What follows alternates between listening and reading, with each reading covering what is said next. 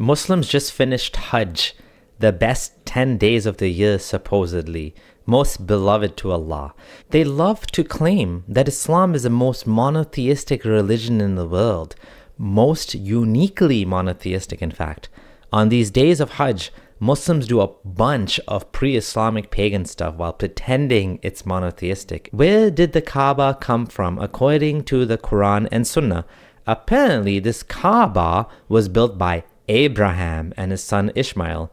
And then, also pretty hilariously, the Quran also claims, indeed, the first house of worship established for mankind was that at Mecca, blessed and guidance for the world. The Quran is painfully wrong. The first house of worship? Give me a break.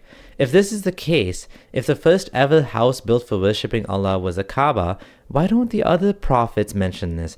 Why don't we read about Abraham's journey to the Kaaba? Why doesn't Jesus mention this? Because it's made up. No timeline, no geographical evidence, no explanation of the centuries of polytheism. The Kaaba was a house of idolatry. We all know this. But what we don't know is that it was not really a house of idolatry, but a house of monotheism built by Abraham. Just kidding. That's just what Muslims say. Is there any evidence for this? Of course not. No archaeological or historical evidence ties Abraham to Mecca or the Kaaba outside of Islamic claims written centuries later.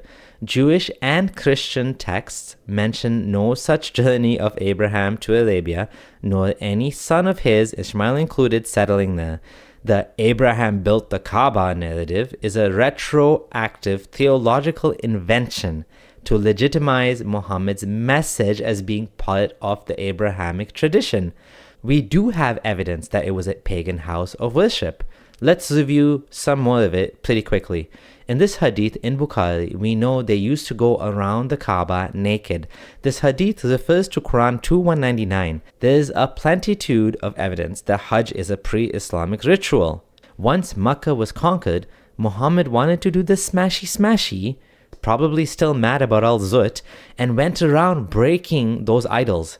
More proof that before Muhammad it was a house of idolatry. In conclusion, if it walks like a pagan, talks like a pagan, sounds like a pagan, and looks like a pagan, it must be monotheistic because Muhammad said so. Yeah, right.